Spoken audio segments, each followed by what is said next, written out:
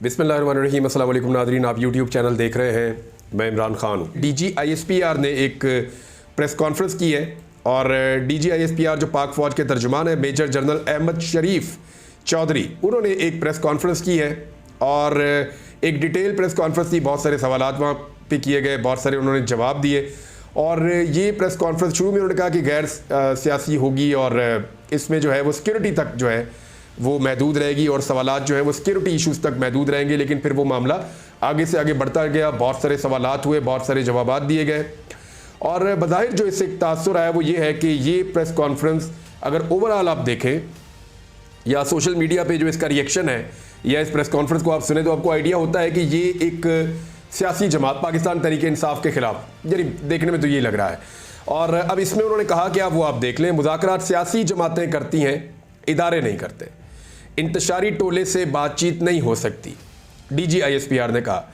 पाकिस्तानी फ़ौज के तर्जुमान major general Ahmad शरीफ चौधरी ने एक प्रेस कॉन्फ्रेंस के दौरान कहा कि 9 मई को अस्करी तनसीबात पर हमले करने और करवाने वालों को सज़ा ना दी गई तो किसी की जान, माल, इज्जत और आबरू महफूज नहीं रहेगी। उनका मजीद कहना था कि मुज़ाकरात सियासी जमातें करती हैं, इदारे नहीं करते और फ़ौज पर हमले करने वाले इंतशारी टोले से बातचीत नहीं होगी।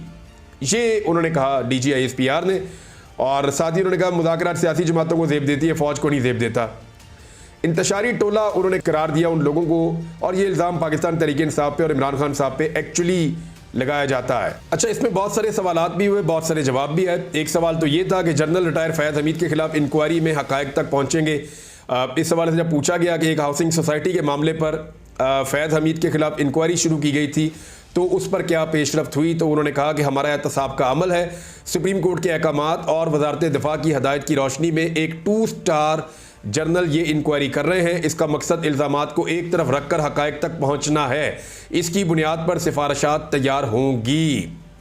सऊदी अरब पर रजीम चेंज का इल्ज़ाम अफसोसनाक है। ये इल्ज़ाम आपको याद होगा लगाया था शेर अफजल मरवत ने। बाद में उन्होंने कहा कि इमरान खान ने उनको डांटा था और इमरान खान ने इसके रिबटल में एक स्टेटमेंट भी फौरी तौर पर जारी किया था और वो स्टेटमेंट जो है वो फिर पूरे पाकिस्तान के मीडिया की, इलेक्ट्रॉनिक मीडिया में तो इमरान खान का स्टेटमेंट चलता ही नहीं, सोशल मीडिया की जीनत बना और पाकिस्तान तहरीक इंसाफ ने कैटेगोरिकली कहा कि ऐसी कोई बात नहीं है। बहावलनगर वाक़े पर प्रोपेगेंडा किया गया, वो ये कह रहे हैं। और जब इस पर सवाल उठाया गया तो उन्होंने कहा कि फ़ौजी एहलकारों और पुलिस के दरमियान झगड़े पर बात करते हुए उन्होंने कहा कि पुलिस और सिक्योरिटी हुकाम ने उसे दोस्ताना तरीके से हल कर लिया गया। इस पर प्रोपेगेंडा किया गया, झूठ डाला गया, फ़ौज से जुड़े हर वाक़े पर झूठ फैलाकर बदनाम किया जाता है। पंजाब हुकूमत ने पुलिस अफसरान पर मुश्तमिल तहकीकात का आगाज़ कर दिया है। वैसे शुरू में कहा गया था कि 3 दिन में तहकीकात रिपोर्ट आ जाएगी और पता चल जाएगा कि क्या हुआ वहाँ पर, तो अभी तक तो हमें कुछ पता नहीं चला। लेकिन DGISPR ने कहा कि पंजाब हुकूमत इस हवाले से मज़ीद आगाह कर सकती है। फ़ौज के साथ पुलिस का अहम किरदार है, उनकी भी बहुत कुर्बानियाँ हैं। उन्होंने कहा कि मुल्क दुश्मन अनासर दरार डालना चाहते हैं। वाक़या अफसोसनाक था, उसे दोस्ताना अंदाज में हल किया गया, उस पर इंक्वायरी हो रही है। अच्छा जी, अड्डों के हवाले से ये बड़ी एक अच्छी खबर है और जब अड्डों के हवाले से ये मेरा भी बड़ा कंसर्न था क्योंकि मैं इस पर काम करता रहा हूँ माजी में। तो एक सहाफ़ी ने ये पूछा कि पाकिस्तानी फ़ौज ने बलूचिस्तान और खैबर पख्तूनख्वा में फ़ौजी अड्डे अमेरिका के हवाले किए हैं या ऐसा कुछ होने जा रहा है। तो इस पर उन्होंने जवाब दिया कि पाकिस्तान में ना किसी को अड्डे दिए गए हैं और ना दिए जाएंगे।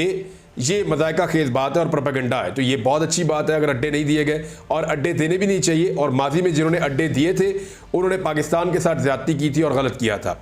फ़ौज में खुद एहतसाबी का अमल है और ये कोर कमांडर जो मंगला थे उनका जो इस्तीफ़ा है उस हवाले से उन्होंने बात करते हुए कहा कि खुद एहतसाबी का एक अमल है। लेकिन उन पर इल्ज़ामात क्या थे या क्या चीज़ें थी उसके बारे में कोई बातचीत नहीं की, लेकिन इस्तीफ़े के हवाले से उन्होंने यही बात की है। इंतशारी टोले से कोई मुज़ाकरात नहीं हो सकते। ये पाक फ़ौज के तर्जुमान ने जब उनसे सवाल पूछा गया कि तहरीक इंसाफ और साबिक़ वज़ीर-ए-आज़म की तरफ से कहा गया है कि 8 फरवरी को उनकी जीत ने 9 मई के बयानिए को मुस्तरद कर दिया है। उन्होंने कहा 8 फरवरी को टर्न आउट 47% था, उसमें से मखसूस सियासी पार्टी जो कहते हैं बयानिया उल्टा हो गया, यानी पाकिस्तान तहरीक इंसाफ, उस पार्टी को इसमें से 31% वोट मिला और 69% वोट इस बयानिए को नहीं मिला। 92% आबादी उनके साथ नहीं खड़ी। हमें यकीन है अवाम फ़ौज के साथ खड़ी है। फ़ौज के तर्जुमान से पूछा गया कि क्या कोई डील हो रही है। इस पर उन्होंने कहा कि फ़ौज की कोई सियासी सोच नहीं है, हर हुकूमत के साथ आर्मी का गैर सियासी मगर कानूनी ताल्लुक होता है। हमारे लिए तमाम सियासी जमातें काबिल एहतराम हैं। ताहम अगर कोई सियासी सोच या टोला अपनी ही फौज पर हमलावर हो तो उससे कोई बातचीत नहीं करेगा। ऐसे इंतशारी टोले के लिए सिर्फ एक रास्ता है कि वो कौम के सामने माफ़ी मांगे और वादा करे कि वो नफरत की सियासत छोड़कर तामीरी सियासत में हिस्सा लेगा। मजीद उन्होंने कहा कि बातचीत मुज़ाकरात सियासी पार्टियों को ज़ेब देते हैं, फौज या इदारा बातचीत नहीं करेगा और ये मुनासिब नहीं है।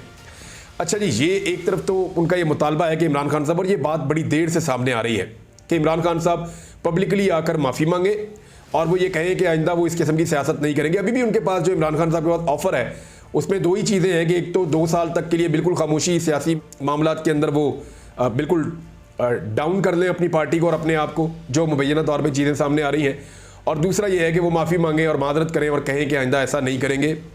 ये बयानिया जो है वो मौजूद है मार्केट में और इसके बदले में उनके सारे लोगों को रिहाई भी दे दी जाएगी। सोशल मीडिया पर दोबारा तनकीद की DGISPR ने। उन्होंने कहा कि सोशल मीडिया पर कुछ सियासी हल्के तवातर के साथ फौज और इदारों पर इल्ज़ामात लगाते हैं। इन इल्ज़ामात के जवाब में सबूत देने की बजाय मज़ीद इल्ज़ामात लगाए जाते हैं। इदारा भी इल्ज़ाम लगाएगा तो ये सिलसिला जारी रहेगा। हम हक़ाइक़ पर यकीन रखते हैं। आइन और कानून रियासत पाकिस्तान फ़ौज के खिलाफ प्रोपेगेंडे की इजाज़त नहीं देता। उन्होंने इस पर कानून साजी का मुतालबा किया है। अगर एक्शन ना लिया जाए तो मुआशरे की बुनियादें हिल जाएंगी। मुआशरे में कुछ इस्तेहकाम आ रहा है, अदम एतमाद कम हो रहा है। अच्छा जी, जुडिशल कमीशन का एक मुतालबा पाकिस्तान तहरीक इंसाफ ने किया और वो साथ ही ये भी कहती है कि 9 मई का एक फॉल्स फ्लैग ऑपरेशन था। तो जब ये चीज़ सामने आई तो एक दस्तावेजी फिल्म भी दिखाई गई DGISPR की जानिब से और उसमें अस्करी तनसीबात पर हमले होते हुए दिखाए गए। इस दस्तावेजी फिल्म में तहरीक इंसाफ के रहनुमाओं मुराद सईद, शानदाना गुलजार और शहरिया रफीदी के बयानात भी दिखाए गए। और DGISPR ने कहा कि एक सियासी जमात की जानिब से नौजवानों को इश्तियाल दिलाया गया, मगर अब जुडिशल कमीशन का मुतालबा करके कन्फ्यूजन पैदा की जा रही है। उन्होंने कहा कि हम तैयार हैं, बनाएं जुडिशल कमीशन। जुडिशल कमीशन इस बात का भी अहाता करे कि 2014 का धरना और उसके मकासद क्या थे। इसका भी अहाता करे कि पार्लियामेंट पर हमला कैसे करवाया गया, किस तरह लोगों को यह हिम्मत दी गई कि आप रियासत के खिलाफ खड़े हों। उन्होंने कहा कि 2016 में खैबर पख्तूनख्वा के वसाइल इस्तेमाल करके दारुल हुकूमत पर धावा बोला गया। 2022 में दोबारा इस्लामाबाद पर धावा बोला गया। उन्होंने कहा कि IMF को खतूत लिखे गए, लॉबिंग की गई कि पाकिस्तान को कर्जा ना दें, दिवालिया होने दें। फौज के तर्जुमान ने कहा वो कौन लोग हैं जो सोशल मीडिया पर इदारों के खिलाफ नफरत फैला रहे हैं। अगर एक मखसूस सियासी टोला ये सब करता रहेगा तो एक दिन वो अपनी ही फौज पर चढ़ दौड़ेगा। अगर 9 मई करने और करवाने वालों को सजा ना दी गई तो किसी की जान, माल, इज्जत व आबरू महफूज नहीं रहेगी। अच्छा, जुडिशल कमीशन का एक उन्होंने तजवीज़ दी है 2014 के हवाले से भी, तो ये बिल्कुल होनी चाहिए। क्योंकि मुझे अच्छी तरह याद है मेरी भी एक नौकरी चली गई थी 2014 के धरने की वजह से, क्योंकि उस वक्त की एस्टेब्लिशमेंट का एक दबाव था और वो बात मैंने उस वक्त नहीं मानी, जिसकी वजह से मेरी एक नौकरी चली गई थी।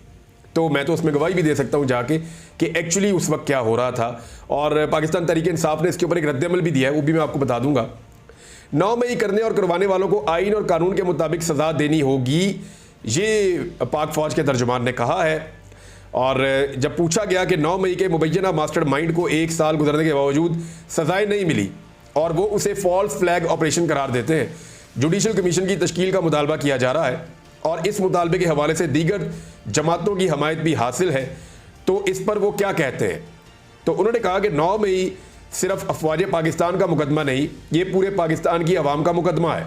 किसी भी मुल्क में इसकी फ़ौज पर हमला करवाया जाए, इसके शोहदा की अलामात की तस्दीक की जाए और इसके बानी के घर को जलाया जाए, वहाँ अवाम और अफवाज के दरमियान नफरत फैलाई जाए, इससे निज़ाम इंसाफ पर सवाल खड़ा हो जाता है।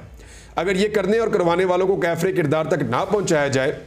उन्होंने मजीद कहा कि अगर पाकिस्तान के निज़ाम इंसाफ पर यकीन कायम रखना है और जज़ा और सज़ा का निज़ाम जिस पर कुदरत का निज़ाम चलता है, अगर इस पर यकीन रखना है तो 9 मई के मुल्ज़िमान उसे करने और करवाने वाले आइन और कानून के मुताबिक उन्हें सज़ा देना होगी।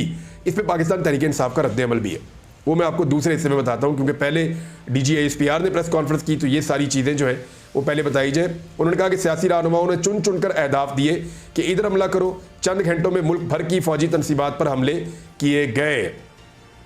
उसके बाद उन्होंने अफगानिस्तान से आने वाली दहशतगर्दी पर बात की और ये थी DG ISPR की प्रेस कॉन्फ्रेंस। ओवरऑल मैं आपको बता रहा हूँ